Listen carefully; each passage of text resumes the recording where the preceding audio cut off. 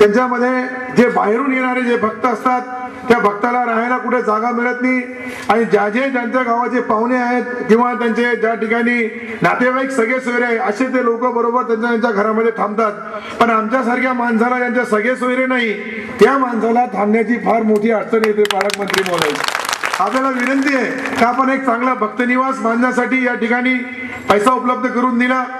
या ठिकाणी त्या आजूबाजूचा जो परिसर आहे तो परिसर सुशोभीकरण करणे, ग्रेनाइट मार्बलच्या माध्यमातून त्या मंदिराचा पुनर्वसन करून आता एक नवीन पद्धतीने अत्याधुनिक पद्धतीने आपण पाहतो का जे नवीन मंदिरांचा जे विस्तार झाला, नवीन इमारती झाल्या, नवीन भक्तनिवास झाले, अशा मोठ्या प्रमाणावर आपल्याला मला बोलायची गरज नाही. कारण की आपण जे मतदारसंघातून निवडून येतात त्या ठिकाणी शिर्डी संस्थान आहे आणि शिर्डी संस्थानचा जो डेव्हलप पाहिला तिथे त्या संस्थानला इन्कम आहे, त्यांना त्यांचा येणारा जे धार्मिक जो त्यांना जे त्या ठिकाणी भक्त येतात त्या भक्ताच्या माध्यमातून उत्पन्न आहे. परंतु आमच्या या देवस्थानाला उत्पन्न नाही, परंतु हा देवस्थान असं आहे का कमी उत्पन्नामध्ये जास्त आशीर्वाद देणारा देवस्थान आहे. म्हणून तुम्हाला महाराष्ट्राच्या मंत्रिमंडळामध्ये आजचा जो शिक्षण मंत्रीचा खाता आहे याच्यापेक्षाही मोठा पद पुढच्या भविष्यामध्ये मिळेल. पण आपल्यालाही विनंती आहे का आमच्या या सिल्लोड तालुक्याचे जे देवस्थान आहेत त्याच्यामधला मुर्डेश्वर देवस्थान आहे, त्याच्यामध्ये फार जुनी एक आपण पाहिलं सर मुर्डेश्वरचं तर हेमाडपंथी मंदिर आहे आणि हेमाडपंथी मंदिर असल्या कारणाने त्या ठिकाणी आतापर्यंत शासनाच्या वतीने मदत मिळालेली नाही. त्याचीही आम्ही मागणी केलेली आहे. एक आमच्या या तालुक्यामध्ये फार मोठ्या प्रमाणावर त्या ठिकाणी शिवमूर्ती आहेत. आपण पाहिलं एकदा कधी तुम्हाला याच्यानंतरचा वेळ आम्ही घेऊ आणि त्या ठिकाणी आम्ही मुर्डेश्वरला तुम्हाला नेल्यानंतर तुम्ही पाहाल का एक डोंगरामध्ये एकदम हेमाडपंथी मंदिर असं आहे का या महाराष्ट्रामध्ये फार बोटावर मोजणारे मंदिर जे असतील त्याच्यामधला एक शिवकालीन मंदिर त्या ठिकाणी आहेत. त्याच्याही डेव्हलपमेंटसाठी आम्ही आमचा प्रस्ताव तुमच्याकडे देणार आहेत. आमच्याकडे एक धोत्र्याला एक मोठं संस्थान आहे आणि त्या धोत्र्याच्या संस्थानामध्येही त्या ठिकाणी आम्ही आता 40 लाख रुपये शासनाकडून मंजूर करून घेतले. परंतु आता या सर्व ज्या देवस्थान आहेत आमच्या अंधारीचे कान्होबा महाराजाचं एक संस्थान आहे, त्या ठिकाणी भिकनशावलीचं एक संस्थान आहे, त्यालाही 40 लाख रुपये मंजूर करून घेतले. परंतु हा योगायोगाने आमचा विशेषतः उंडण गावाचा हा देवस्थान हा जो जागृत देवस्थान आहे याला आपण मन मोकळ्यापणाने आमची 1 कोटी रुपयाची मागणी आहे, तुम्ही 2 कोटी दिले तर आम्ही कमी करणार नाही. आणि देणारा देत असाल तर घेणाऱ्यांनी जरूर त्याचा फायदा घ्यायला पाहिजे.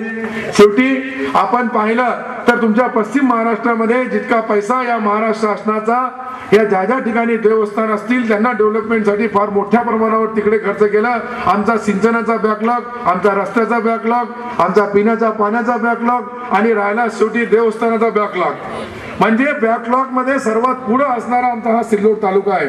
आणि सिल्लोड सोयगाव तालुक्याच्या विकासासाठी आपल्या सरकार एक कर्तव्यदक्ष पालकमंत्री आम्हाला मिळालेला आहे आणि या पालकमंत्र्यांच्या माध्यमातून आपण आपल्या सिल्लोड तालुक्याच्या ज्या अनेक अडचणी आहेत त्या अडचणी पिण्याच्या पाण्याच्या असतील, रोड रस्त्याच्या असतील, आपल्या बँकेच्या माध्यमातून आपण पाहिलं का मध्यंतरी आपल्या केंद्र सरकार आणि राज्य सरकारने शेतकऱ्यांना कर्ज माफ केलं. 72,000 कोटी केंद्र सरकारने, 6,000 कोटी महाराष्ट्र शासनाने केलं.